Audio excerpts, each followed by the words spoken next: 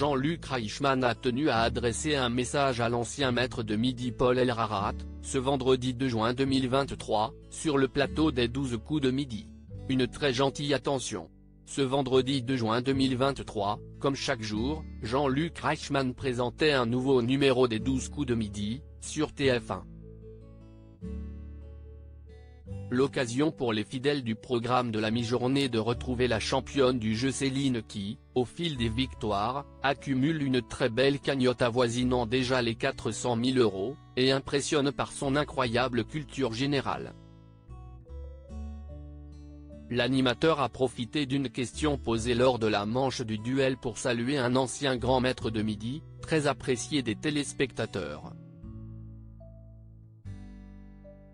Bon anniversaire à Monsieur Paul Elrarat. Jean-Luc Reichmann s'est effectivement adressé à la caméra, j'embrasse Paul, parce que c'est son anniversaire aujourd'hui.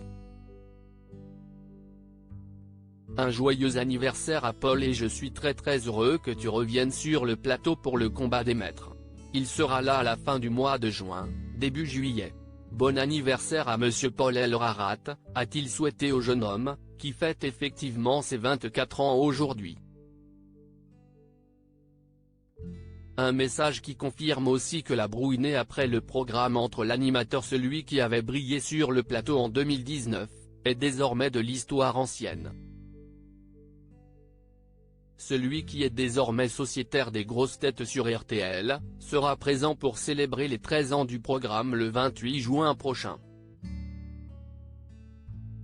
La hache de guerre est enterrée. Interrogé par Télé Loisirs, Paul Elrarat en avait dit plus sur sa réconciliation avec Jean-Luc Reichmann. On s'est parlé autour d'un café il y a quelques mois et on a pu apaiser les tensions qu'il y avait.